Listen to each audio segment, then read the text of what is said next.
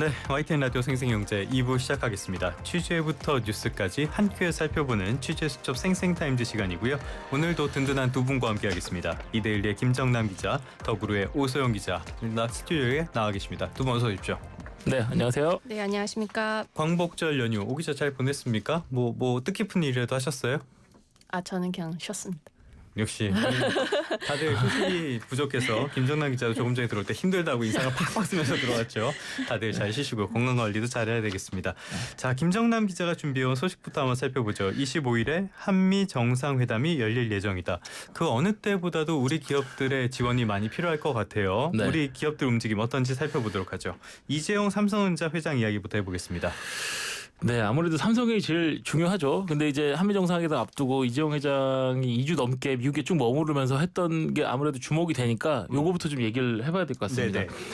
그 정확히는 그 광복절 넘어가는 거기 이제 오전 12시 50분쯤에 이제 인천국제공항 통해서 들어왔는데 저희 팀 후배 기자도 가서 쭉 봤는데 아무래도 뭐 표정도 밝고 웃음기도 띄고 그래요? 뭐 네. 이렇게 원래 이제 이재용 회장 같은 경우는 공개석상에서 그렇게 말이 많은 분이 아니거든요. 안 하죠, 그냥. 네. 근데 주변에 이제 뭐 소위 말하는 PI라 그러죠. 그러니까 기업 오너들이나 뭐 유력 정치인들 등등 이렇게 분들 이 보좌해본 사람들은 아시겠지만 꼭 이제 코멘트가 아니어도 뭐 표정 뭐 제스처, 말투 이런 게 다 사실은 그분들의 그렇죠, 메시지거든요. 그렇죠. 예. 그래서 이번에 2주 넘게 그 미국 출장이 이어졌는데 아무래도 좀 긍정적이었다 이런 해석이 좀 가능해 보이고 이 회장은 기자들은 이제 뭐 출장 내용이라든가 뭐 향후 투자 계획 여러 가지 질문을 한 서너 가지 두세 가지 정도 했는데 다 대답은 하지 않았고 내년 사업을 준비하고 왔다 이 정도로 지금 답을 했습니다. 예. 어쨌건 그래도 예전에 비해서는 확실히 분위기는 좋았던 것 같네요.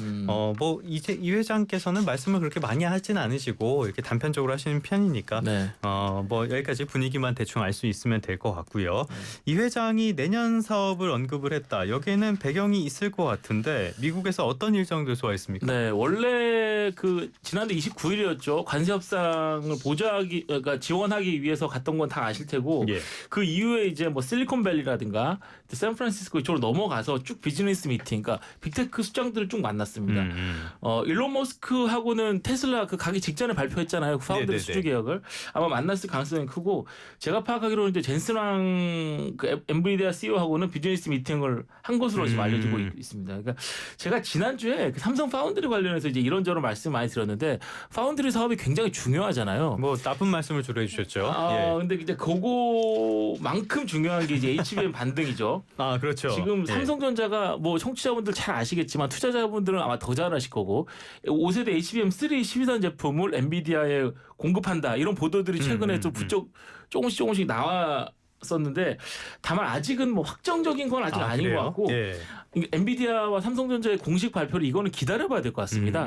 그런데 한 가지 확실한 것은 점점 분위기가 좋아지고 있다는 건데 이제 불과 몇 달 전까지만 해도 업계에서는 어떤 얘기까지 나왔냐면은 삼성전자가 엔비디아 이제 그 승인을 받기 전에 콜 테스트라는 걸 하는데 그렇죠. 그걸 받기 위해서 이제 제품들을 보내면은 엔비디아가 그걸 열어보지도 않더라. 일십 같은 거네. 예. 쉽게 말하면 그것도 속된 말로는 그런데 네네네.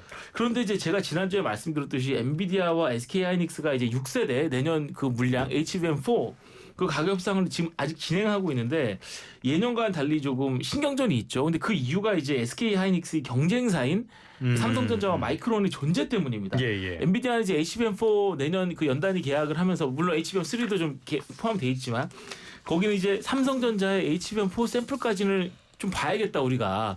요걸 보고 삼성 제품 괜찮으면은 충분히 가격 협상의 지렛대로 삼을 수 있기 때문에 그런 건데 물론 이제 HBM4 시장 같은 경우는 SK하이닉스가 우위를 지속할 것이라는 데는 이견이 별로 없습니다. 네네. 뭐 당연히 그 기술력은 당연히 우위고요. 심지어 삼성전자 같은 경우는 이제 HBM4를 조금 기술적인 얘기긴 합니다만 6세대, 그러니까 소위 말하는 1C 디램 공정으로 만드는데 하이닉스 같은 경우는 5세대 공정으로 만들거든요. 그러니까 아무래도 제조 단가가 조금 높다는 그러니까 변수도 좀 하이닉스의 있고. 공정이 조금 더 옛날 공정이다? 하이닉스가 1C 공정, 디램 공정을 못해서 안 하는 게 아니고요. 네네네. 여기까지는 1B 공정을 적용을 하고 다음부터 넘어갈 텐데 이 삼성이 아무래도 좀 비싸기 때문에 그 가격을 자기네 안에서 소화해야 되는 약간 손해를 보면서 그렇게 해야 되는 건데 아무래도 그런 좀 변수가 있죠.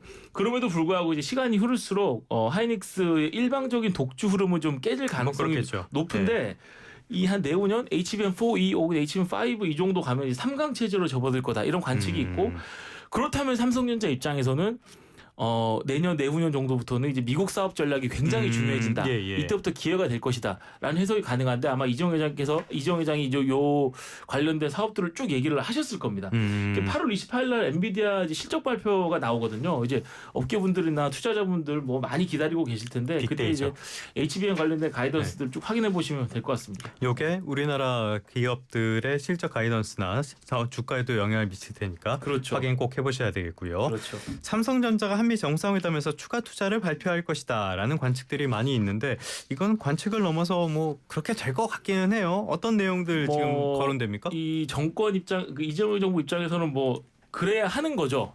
그 삼성전자가 추가 투자 계획을 발표를 해야 예. 관세 협상이 되는 거기 때문에 투자 확대는 아마 파운드리를 중심으로 이루어지기 유력할 것 같습니다. 물론 거기 세탁기 공장도 있고 여러 가지 이제 공장들이 있습니다만 그게 투자를 늘릴 가능성도 있는데 아마 그 규모로 보나 여러 가지로 봤을 때 파운드리 중심으로 그러니까 지금 텍사스 테일러 제2 파운드리 공장에 한 370억 달러 정도 투자하기로 돼 있는데 예.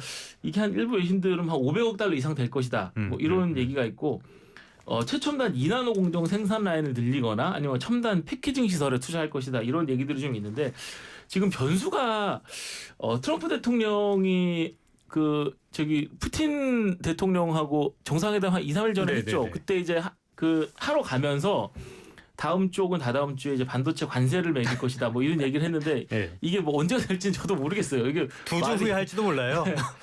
뭐 트럼프가 좋아하는 2주. 그때 당시로 보면 이제 이번 주거든요. 그러니까 이번 주 혹은 다음 주 뭐 이게 될지 정확히는 제가 말씀드리기가 어렵습니다. 아, 이분은 시계 볼 줄 몰라서 그럼 별로 의미 없어요. 네.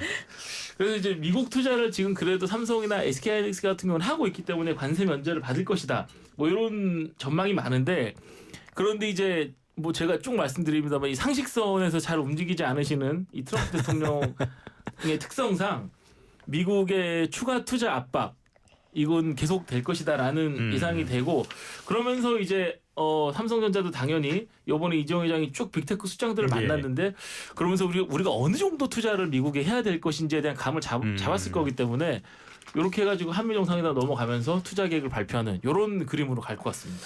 알겠습니다. 이 상황 계속 지켜보도록 하죠. 자, 그런데 이번에는 우리가 지금까지는 삼성에 대한 이야기 주로 했는데 삼성뿐만이 아니라 주요 그룹 총수들 다들 이번 그 방문길에 따라간다고 알려져 있거든요. 네. 주목해봐야 될 분야 어떤 게 있을까요? 네, 저번에 그 전 정권이죠. 윤석열 대통령 때는 그때 제가 알기로는 한 120개가 넘는 기업들이 수장들이 많이 간 걸로. 그러니까 정말 많이 그때 따라갔는데 요번에는 아주 그러니까 그때에 비하면 아주 그러니까 왜냐하면 이게 이제 정상회담 그 일정도 타이트하고 하기 때문에 실질적으로 성과를 낼 수 있는 그러니까 도움을 줄 수 있는 총수들을 중심으로 해서 갈 것 같습니다. 그러니까 이재용 회장 외에는 뭐 최태원 SK 회장, 뭐 정의선 회장, 구광모 회장 등등 그다음에 관세 협상 당시에 마스카 프로젝트가 정말 큰 역할을 했잖아요. 그렇죠. 김동관 한화 부회장 지금 그 지난해 필리조선세 인수했죠. 거기서 이제 이런저런 좀 일들이 있을 것 같고 정기선 부회장 HD현대 수석 부회장 이분이 이제 미국 해군 군수 지원함 MRO 사업을 수주했는데 이분도 같이 따라가면서 거기서 관련된 여러 가지 좀 얘기를 할 것 같습니다. 자, 그런데 다 좋은데 트럼프가 이렇게 압박 내지는 협박을 해가지고 자기네 나라로 투자를 유치를 한다. 여기까지 보면은 미국은 좋겠지만은 당장 GDP라는 게 국내 총생산을 말하는 거고요. 그렇죠. 이렇게 다 미국으로 가버리면은 우리나라 경제는 어떡하냐 이런 우려가 나올 수밖에 없을 것 같아요. 그렇죠. 어떻게 보세요? 제가 알기로도 이미 뭐 많은 분들이 투자자분들이 잘 알고 계시겠지만 삼성 테일러 공장 때문에 이미 간 장비 소재 업체들 엄청 많습니다. 사실은 이게 어쩔 수가 없어요. 왜냐하면 이분들도 살아야 되기 때문에 그렇죠. 그래야 주가가 뛰고 기업 가치가 오르고 이게 생존의 문제거든요. 근데 아무래도 그 동안에는 쭉 최근 몇 년간 이제 동남아 쪽으로 쭉 이제 생산 법인을 옮기는 그런 추세였는데 이제는 생산 법인이나 R&D 법인은 미국으로 조금씩 옮기는 그런 추세거든요. 그런데 이제 그렇기 때문에 아까 앵커님께서 말씀하신 대로 국내 거점 그러니까 차세대 미래 기술을 개발을 하고 양산성을 검증하는 그런 그 마더 팩토리라고 소위 말하는데 그런 기능을 할 수 있는 그런 공장들은 국내에 둬야 된다. 그러니까 대만이 주로 그렇게 하고 있잖아요.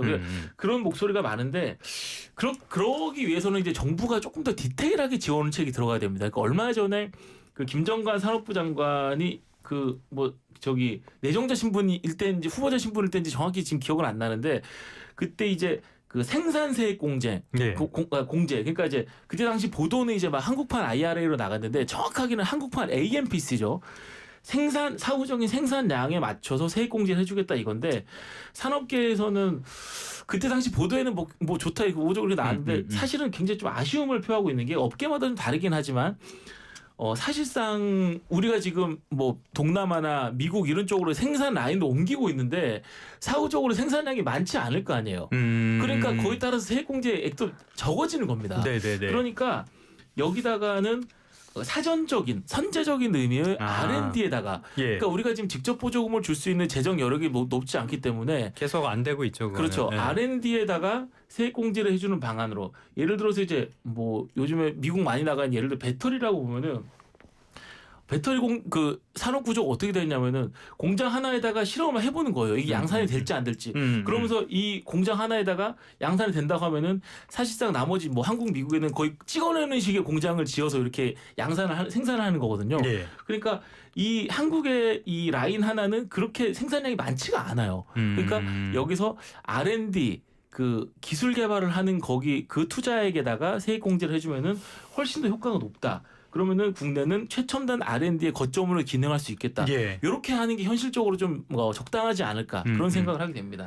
언제나 재원은 한정돼 있기 때문에 이런 재원들을 효율적으로 가장 효율을 극대화할 수 있는 그런 방향으로 써야 되는데 지금까지 솔직히 잘 모르겠습니다. 어떤 정보이든 그렇게 효율적으로 썼다는 생각은 안 들어요. 네.